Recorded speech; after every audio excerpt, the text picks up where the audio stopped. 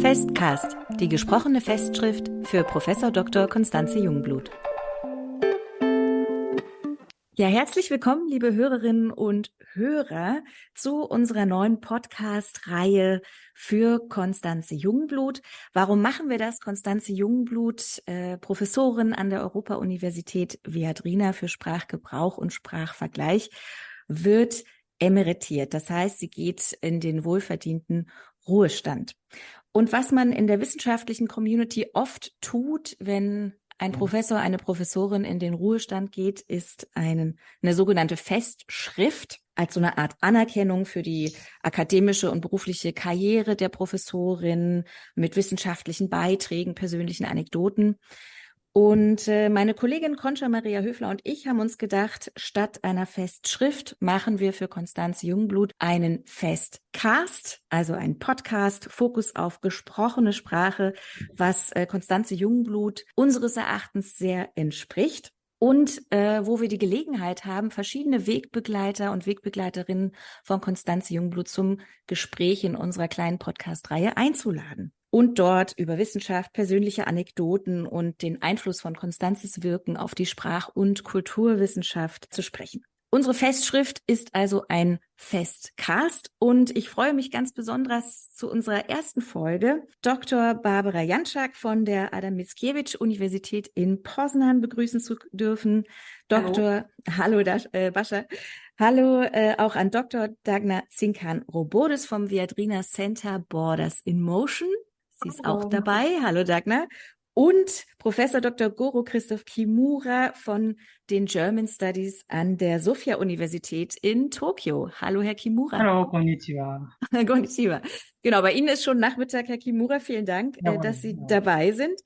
Alle drei haben gemeinsam, dass sie sich mit deutsch-polnischem Sprachkontakt an der Grenze zwischen Deutschland und Polen befassen oder befasst haben in der Vergangenheit. Und alle drei haben eine besondere Beziehung zu Constanze Jungblut, die ja hier auch an der deutsch-polnischen Grenze an der Europa-Universität Viadrina seit mittlerweile, wenn ich mich nicht verrechnet habe, über 13 Jahren Professorin ist. Und jetzt würde ich mal gerne in die Runde fragen, wo und unter welchen Umständen habt ihr denn Constanze kennengelernt? Vielleicht fangen wir an mit Herrn Kimura. Ja, also heute kann man das ja sehr gut nachschlagen. Ich habe gesehen, meine erste Mail an Constanze habe ich am 16. Februar 2011 geschrieben. Und ich hatte damals vor, nach Europa ein Forschungsjahr zu machen.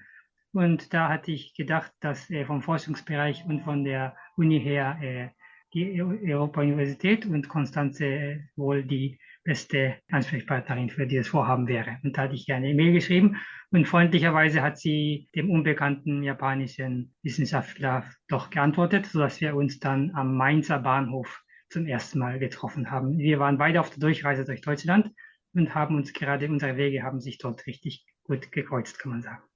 Ach, am Bahnhof direkt, an der Station, so mal für zwischendurch. Im Bahnhof. Im Bahnhof. Ja, in den DB Lounge haben wir uns getroffen, ja. Aha. Und dann, Herr Kimura, sind Sie ja tatsächlich für längere Zeit an die Viadrina gekommen. Ist das diesem Gespräch geschuldet oder war das vorher schon eingetütet? Nee, das ist diesem Gespräch geschuldet. Also da hatten wir uns gesprochen, da habe ich mich vorgestellt und gesagt, was mein Forschungsinteresse ist. Und sie hat dann freundlicherweise zugestimmt und das ganze Jungblut-Team hat sich ja damals bin ich bis heute sehr dankbar von Valentin und Herr Rosenberg und die ganzen alle, die mich damals viel unterstützt haben bei meinem ersten Aufenthalt. Das war eine große Hilfe. Ja, super, Herr Kimura. Und wir reden gleich noch über Ihr Forschungsprojekt, was ja durchaus sehr spannend ist, vor allem aus so einer japanischen Perspektive. Und vielleicht wollen Dagmar und Barbara auch noch kurz erzählen, wie habt ihr denn Constanze kennengelernt zum ersten Mal? Dagmar, fang doch einfach an. Ja, gerne. Also ich habe auch so im Vorfeld darüber nachgedacht, wann war der erste, also ich glaube, das war 2005, da habe ich in meinem ersten Semester an der Viadrina das Seminar Sprachbeschreibung und Sprachgebrauch von Constanze zur deskriptiven Grammatik besucht. Und Ich wollte zu dem Zeitpunkt auch sehr gerne als studentische Hilfskraft arbeiten und ich dachte, es würde sicherlich am allermeisten Spaß machen, es an einem Lehrstuhl zu tun, wo ich auch inhaltlich am meisten Freude hätte. Und da mir das Seminar auch wirklich Spaß gemacht hat, habe ich direkt auch am Lehrstuhl von Constanze bei Frau Franke gefragt und mich beworben. Und ich kann mich noch erinnern, da hat mich Frau Franke in Spanien angerufen. Da war ich zu dem Zeitpunkt, habe ich da mein Auslandssemester gemacht in Cordoba. Und ja, und da hat Frau Franke gesagt, ja, das wäre doch ganz toll, wenn ich ab Oktober anfangen könnte. Und so war es auch. Und ja, da habe ich mich natürlich sehr gefreut. Also Das war der Anfang. das war der Anfang, genau. Als Studentin, dann studentische Hilfskraft und dann ging es ja immer weiter. Ja. Und wir reden da auch gleich noch drüber, Dagmar, wohin es dich dann verschlagen hat, vielleicht auch irgendwie dank Constanze und, und ihren Empfehlungen. Und Ja. dann schließt die Runde vielleicht Bascha. Bascha, wie war das denn bei dir? Bei mir fing es an 2006. Ich habe erst dann Konstanze kennengelernt. Ich war zurück aus meiner Mutterschutzzeit und habe mich kurz danach verteidigt. Und eigentlich ab 2007 habe ich angefangen, am Lehrstuhl zu arbeiten, innerhalb des DAAD-Stipendiums Teaching Assistantship.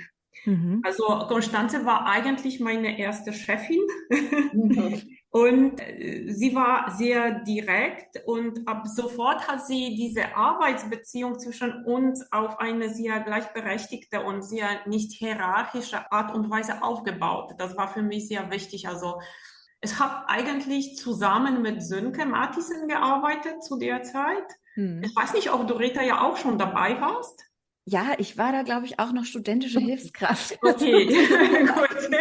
Ja, also so hat's angefangen. Dann kam natürlich die Dagmar auch innerhalb von DAAD, wurde sie auch gestiftet und später ja auch Goro ist zugestoßen. Ja, stimmt. Das war auch über den DAAD, oder? Das scheint irgendwie ein gemeinsamer Nenner zu sein hier. Und da fällt mir auch auf, ich habe vorhin 13 Jahre gesagt, es sind tatsächlich 18 Jahre, ne? Seit 2005 ist sie hier. Da sieht man wieder meine mathematischen Qualitäten. Also 18 Jahre. Und zumindest ihr, Dagmar und Bascha, Herr Kimura etwas später, seid quasi so ziemlich von Anfang an dabei gewesen, ne? Als Constanze hier als frisch berufene Professorin, vorher Professurvertretung hat sie ja gemacht, an die Viadrina gekommen ist. Ja, das stimmt tatsächlich, weil du gerade gesagt hast, 2005, das war genau auch mein erstes Semester und wahrscheinlich auch Constanzes erstes Seminar, wo du jetzt so sagst, dann ist es mir wirklich auch, ja, sehr, leuchtet wirklich ein, dass es wirklich der Anfang war. Ja, stimmt. Tja, 18 Jahre, meine Güte, wo ist die Zeit hin? Ihr kennt Constanze also schon ziemlich lange und Herr Kimura 2011 ist ja auch schon ziemlich lange. Das sind ja mittlerweile auch schon 12 Jahre. Mai, oh mai. Wie würdet ihr denn sagen, wenn ihr jetzt mal drüber nachdenkt, also 18 Jahre, da ist viel passiert, auch bei euch in eurer eigenen Forschung, wenn ihr quasi eure zentralen Forschungsprojekte, Forschungsinteressen mal kurz den Hörerinnen und Hörern erzählen würdet, ein bisschen erklären würdet, was ihr macht, was ihr gemacht habt und wie das vielleicht auch mit Constanze zusammenhängt, zumindest in spezifischen Projekten. Hatte sie da irgendwo einen Einfluss drauf oder hat sie euch irgendwo unterstützt, gewirkt? Was würdet ihr sagen, ist denn da so das zentrale Forschungsprojekt eurer wissenschaftlichen Karriere gewesen? Und da können wir ja mal mit Barbara anfangen. Du hast ja gerade gesagt, du hast quasi kurz nach Constanzes Ankunft deine Dissertation verteidigt, deinen Doktor gemacht. Kurz war es nicht, aber auf jeden Fall habe ich angefangen, an meiner Doktorarbeit zu arbeiten. Zu der Zeit habe ich mich mit deutsch-polnischen Familien, vor allem ihren Familienkulturen und Sprachgebrauch befasst. Und da war natürlich Constanze meine Doktormutter, also das war die wichtigste Person, die mich dann irgendwie unterstützt hat in diesem Projekt. Und nach der Verteidigung hat sich der Schwerpunkt meiner Arbeit so ein bisschen geändert auf Grenze als Ort von einem vermehrten Sprachkontakt. Und natürlich, da war Constanze ja auch dabei. Wir haben versucht, einige Projekte durchzuführen, haben 2 Konferenzen ja auch zusammen gemacht. Die zweite, glaube ich, auch mit dir und mit Dagmar an Bord. Ja, Also auf jeden Fall, Constanze ist für meine Forschung ist und war sehr, sehr wichtig und hat mir immer so den Weg gezeigt und mich sehr unterstützt. Ja. Und die Grenze scheint ja so ein gemeinsames Thema zu sein. Das hatte ich ja vorhin schon angeschnitten und auch gesagt, gerade aus einer Perspektive Japan, Tokio, da gibt es dann einen Professor, Herr Kimura, der interessiert sich für die deutsch-polnische Grenze und für verschiedene Sprachvarietäten des Deutschen. Was würden Sie sagen, also gerade was dieses Projekt angeht? Was sind da was ist der Forschungsfokus und was hat Constanze damit zu tun? Jawohl, also ohne Constanze wäre es gar nicht gestartet, kann man erstmal sagen. Also dann hätte ich gar nicht den Weg dort zu Viadrina gefunden. Mein Interesse war damals, eine Grenzregion zu sehen, wo täglich Menschen in Kontakt kommen, die eine andere Sprache sprechen und wie die dann kommunizieren. Und das ist ja in Japan, wo es keine Grenze in diesem Sinne gibt, also unmöglich. Und da hatte ich mich, und da fand ich diese deutsch-polnische Grenze also sehr interessant, da ja, eben gerade da, als ich da war, auch durch die Arbeitnehmerfreizügigkeit ganz neue Bedingungen geschaffen worden und sehr viel in Gang war. Also das war eine sehr spannende Zeit, glaube ich, wie das alles gelaufen ist. Und gerade ich kam dann 2012 und in diesem Semester, Wintersemester, als ich kam, hatte Constanze gerade auch ein Masterseminar zur Sprachgebrauch entlang der Grenze angeboten und das war gerade auch direkt so mein Thema. Und der Ansatz von mir und Constanze in dem Sinne, dass man wie heute dieses Festcast heute auch zeigt, in der authentischen Gesprächssituation ist, glaube ich, ein sehr gemeinsamer Punkt von unseren Interessen. Und ein zweiterer Punkt war die Aufwertung der Sprachmischung, die ja oft als nicht sehr nobel oder richtig anständig gilt. Aber da hat mich Constanze auch sehr ermutigt, da Feldforschung zu machen, auch im höheren Niveau, das eben nicht nur an Marktsituationen, sondern auch in der deutsch-polnischen Zusammenarbeit in sehr hohem Niveau die Sprache gemischt wird. Und das hat mir auch eine neue Wege gezeigt, wo ich dann Feldforschung machen konnte. Das war also sehr spannende Zeit. In diesem Jahr muss ich sagen, ich habe, seitdem ich lesen gelernt habe, noch nie so wenig gelesen wie in diesem Jahr in Frankfurt oder da ich so viel mit der Feldforschung beschäftigt war, dass ich keine Zeit hatte zum Lesen. Das war ein sehr spannendes, ja, in diesem Sinne, ja. Ich finde, das ist die beste Ausrede, nicht lesen zu können, wenn man Feldforschung macht stattdessen. Diese Ausrede kann ich mir leider jetzt nicht mehr gefallen lassen, aber damals hatte ich diese schöne Situation wirklich, ja. Ja. Herr Kimura, ich erinnere mich, Sie waren ja auch mit der gesamten Familie hier angereist, ne, für das Jahr, was Sie da waren, ne? Wie haben Ihre Kinder diese Grenzüberschreitungen wahrgenommen oder diesen das Umzug? war für sie natürlich erstmal ganz neu, die deutsche Leben und dann sogar noch deutsch-polnisch, aber die Kinder haben das sehr genossen und hat sie wirklich geprägt bis heute, kann man sagen. Also haben immer noch Kontakte mit den Freunden von damals und ja, besonders in Erinnerung ist sicher von euch auch allen die Weihnachtsfeier vom Lehrstuhl. Ja. Und als damals mein Sohn sämtliche Preise für sich beschlagnahmt hatte, das war eine witzige Angelegenheit damals. Es war schön, dass die ganze Familie auch so aufgenommen wurde, sozusagen vom Lehrstuhl her, ja. Ja, und das ist ja auch, Bascha hat es vorhin angesprochen, ne? Constanze war immer sehr unterstützend. Herr Kimura, ne, war Ihnen ja auch, sie war dabei, sie war an Bord. Sie hat die wunderbare Eigenschaft, Leute quasi so an die Hand zu nehmen, mitzunehmen, einzugliedern, ganz integrativ zu sein in der Arbeit, aber auch in Sachen persönliche Beziehungen. Das ist ein ganz toller Punkt, der sich, glaube ich, also ich meine, das mal prognostizieren zu können, auch in den nächsten Podcast-Folgen vielleicht weiter zeigen wird. Schauen wir mal. Dagmar, wie ist es denn bei dir? Du bist ja quasi schon länger mit Forschung an dieser Grenze, an der sich die Viadrina befindet, beschäftigt. Und erzähl doch mal über deine Forschung und was die auch mit Constanze und Constanzes Forschung zu tun hat. Ja, für mich stand auch als zum Anfang an, also noch viel früher, das war noch Thema meiner Masterarbeit, für mich stand Constanzes Forschung zur deutschen Sprachminderheit in Brasilien auch sehr nah. Und dieses Thema habe ich, wie gesagt, in meiner Masterarbeit vertieft. Da war mein Betreuer zwar Herr Rosenberg und Herr Weid noch, aber das war quasi so der Ursprung, wo ich dann die ersten auch so Überschneidungen auch mit ihrer Forschung gesehen habe und auch viel von ihr gelesen und gelernt habe. Und dann im Anschluss haben wir zusammengearbeitet an der Exzellenzinitiative, wo ich sich später auf das Center for This Motion auch entwickelt habe. Und da war quasi, glaube ich, so diese Quelle und der Ursprung von diesem Gedanken der Untersuchung der Grenze in der Sprachwissenschaft und den besonderen Blick auf vielleicht durable, permeable und liminale Sprachgrenzen, die ich dann in meiner Doktorarbeit dann auch vertieft habe.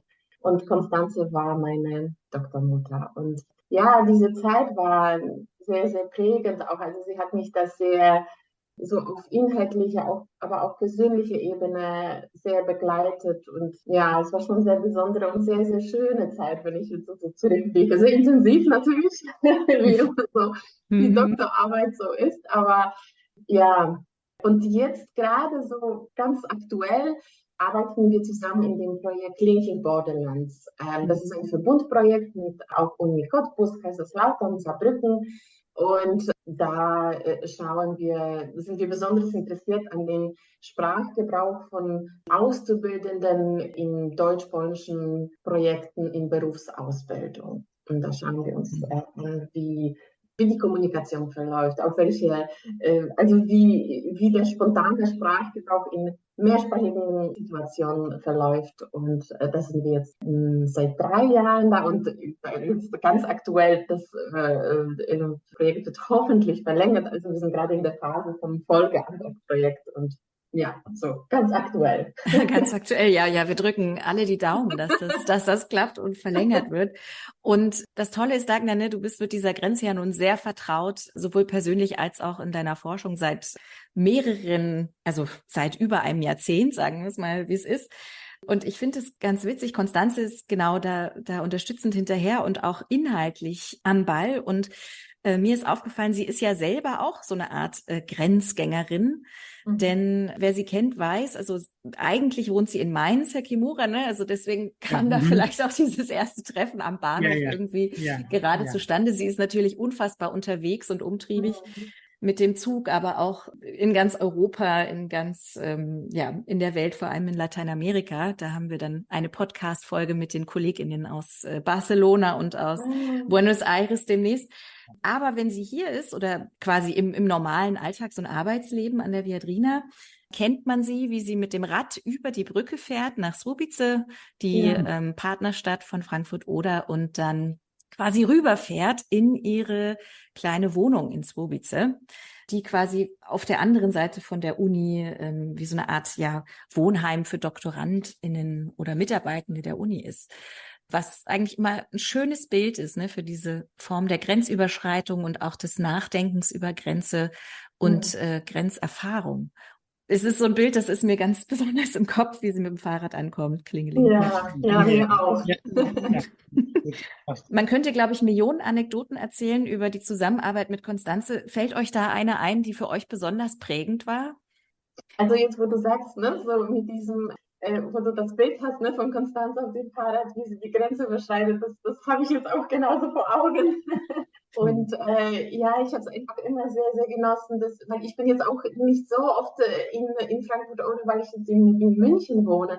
Aber ich finde das immer einfach so besonders und so schön, dass wenn ich nach Frankfurt komme, dass sie sich immer Zeit nimmt. Das ist genauso, wie du sagst, Rita, ne? Dass sie immer so auf dieser persönlichen Ebene auch so viel Wärme hat. Und da ist so eine kleine Tradition, dass wir da jedes Mal wirklich versuchen, mal essen zu gehen. Und da stehe ich immer drauf, dass wir Pierogi essen gehen, weil wenn ich Zuwiese bin, dann muss es sein. Und dann gehen wir meistens zu wieder Casino oder irgendwo anders in Słubice. Und jedes Mal habe ich das einfach ganz besonders dann in Erinnerung und im Herzen dann auch, so diese kleinen Momente. Oh, schön, sehr schön. Das kann man mit ihr auch wunderbar machen. Und das ist auch, glaube ich, das Besondere an der Zusammenarbeit mit ihr. Und ich glaube, Herr Kimura und Bascha würden das teilen. Ne? Das hat man ja schon ein bisschen so rausgehört. Wenn wir jetzt so langsam zum Ende kommen von unserer kleinen ersten Festcast-Folge, würde ich vielleicht schließen mit der Frage, das ist ja auch im Sinne eines Festcasts, muss man das ja fragen, was bleibt denn? Also ich gehe fest davon aus, dass Constanze nach ihrer Emeritierung nicht aus der wissenschaftlichen Welt ist, das kann ich mir einfach nicht vorstellen, sondern weiter reist, forscht, denkt, vielleicht auch schreibt.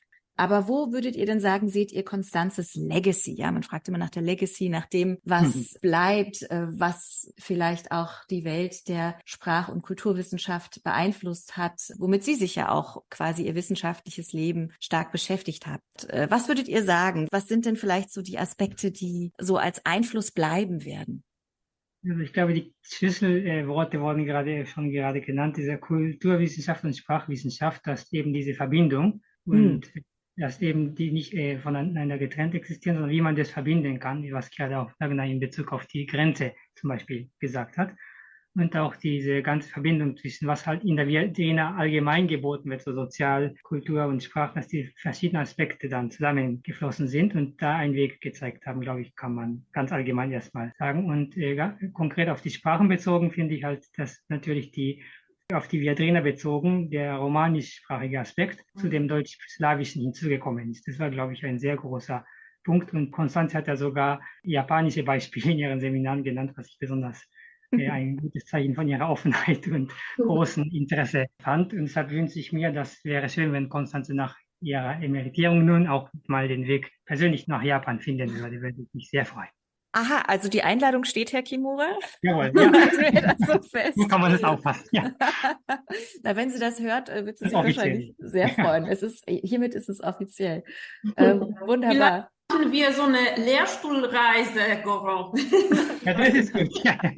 Ja. Wir haben übrigens einige Reisen ja auch veranstaltet mit dem ganzen Lehrstuhl. Das war ja super toll, immer nach Posen, nach Breslau, nach Danzig. Also wir könnten ja auch nach Tokio fliegen. Ja, warum nicht? Ja, das wäre doch das nächste Ziel, ja. Ich halte das jetzt mal so fest und schlage das bei der nächsten Lehrstuhlbesprechung einfach vor. Genau.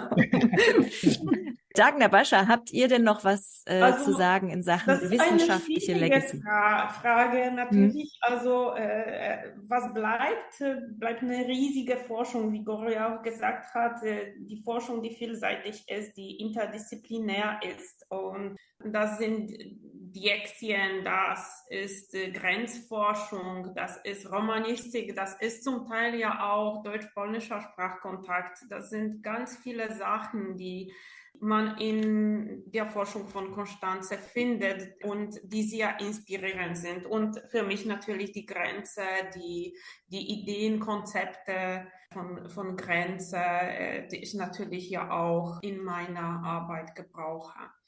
Aber ja auch die Tatsache, dass sie ein Supermensch ist. Also wie gesagt, sie war für mich ein Vorbild, wie man eine echte Chefin ja auch sein kann. Menschliche. Ja. Das ist in Polen nicht immer so selbstverständlich. Ja, das kann ich aus Japan auch bezeugen, dass in Japan zum Beispiel ja auch immer sehr hierarchisch ist. Und da war diese Cafecito, diese Besprechungszeit am Lehrstuhl für mich erstmal ein großer Kulturschock, dass man einfach so locker über die Sachen sprechen kann. Und ich versuche jetzt gerade in meiner Fakultät auch ein bisschen lockere Atmosphäre und sozusagen lebt sozusagen der Geist von Konstanze hier jetzt in Tokio weiter, in dem Sinne, dass die Sitzungen etwas locker geworden sind. Wunderschön, wunderschön, Herr Kimura. Das klingt wirklich gut. Der Geist von Konstanze in Tokio. Dagmar, hast du noch ein paar abschließende Worte zu sagen? Ja, also ich fand es immer sehr, sehr inspirierend von Konstanze, auch den Blick auch jetzt so ganz speziell, jetzt zum Beispiel, was ich so für mich immer so mitgenommen habe, was ich so am meisten von ihr auch so gelernt habe, ist es gerade jetzt zum Beispiel ein Beispiel von Sprachkontakt oder von Sprachmischung, dass sie sich gerade meistens für die Fälle am meisten interessiert hat, wo man, also die auch am spannendsten fand, wo man nicht genau sagen kann, wo hört die eine Sprache auf, wo beginnt die andere, also wo es einfach, bis zum Beispiel in der Code-Switching-Forschung, wo man immer versucht hat, diese Beschränkungen und Constraints zu beschreiben. Und sie fand es immer am allerfaszinierendsten die Beispiele, wo man sie gerade mit diesen Constraints vielleicht nicht so eindeutig beschreiben könnte. Und neben diesem detaillierten Blick auf die Sprache, auf der phonetischen, morphologischen und syntaktischen Ebene, fand ich es immer auch faszinierend, dass sie gleichzeitig mit Leichtigkeit so einen Höhenflug gemacht hat, auch auf eine Makroperspektive, ja, dass sie einerseits so detaillierten Blick auf die Sprache hatte, wie gesagt, mit allen Ebenen von Phonetik und Morphologie, aber gleichzeitig auch, wie gesagt, diese Makroebene auch einschließen konnte, mit so einer Leichtigkeit, wie gesagt. Und das fand ich immer sehr, sehr inspirierend auch so für mich. Und ich glaube, das hat sie auch sehr, gerade auch in den Verbundprojekten, wo wir so interdisziplinär arbeiten, auch mit anderen Unis und auch mit anderen Themenbereichen, auch Verknüpfungen suchen mit dem Forschungsprojekt, zu sehen, wie sie Anschluss mit anderen Forschungsprojekten sucht und es, wie zum Beispiel auch in der Politikwissenschaft jetzt ganz konkret in dem Verbundprojekt und wie sie es auch lebt und realisiert. Also ich fand das immer sehr, sehr inspirierend so für mich. Ja, das kann ich nur bestätigen, ne? Dieser weite Blick Ja. und wie ich finde, dieser immer unstillbare Wissensdurst zu allem. Ja, also, und das dann zu integrieren in ein bestimmtes Denken über bestimmte Phänomene, das hat mich auch immer wahnsinnig fasziniert und fasziniert mich immer noch. Ja, also wie gesagt, sie ist mit der Emeritierung, glaube ich, nicht aus der wissenschaftlichen Welt hinaus. Ja, wunderbar. Ich bedanke mich bei euch allen dreien, dass ihr dabei wart, dass ihr hier diese erste Folge mit mir und uns bestritten habt, dass ihr beigetragen habt zu Constanzes Festcast mit so vielen schönen Erfahrungen und wissenschaftlichen Anknüpfungspunkten. Und hoffe, wir sehen uns alle sehr bald wieder, auch jenseits von Zoom. Irgendwo. Wir kommen dann, Herr Kimura, nach Tokio an die Universität. Also die Einladung steht und wenn auch der gesamte Lehrstuhl und ehemaligen Lehrstuhl eingeladen ist, dann werden wir uns alle auf den Weg machen. Das ist ganz wunderbar. Wir sagen dann nochmal Bescheid. Und dann verabschiede ich mich von euch. Liebe Grüße nach Tokio, liebe Grüße nach Poznan und liebe Grüße nach München aus Frankfurt oder. Und bis sehr bald. Auf Wiedersehen. Ja, vielen Dank.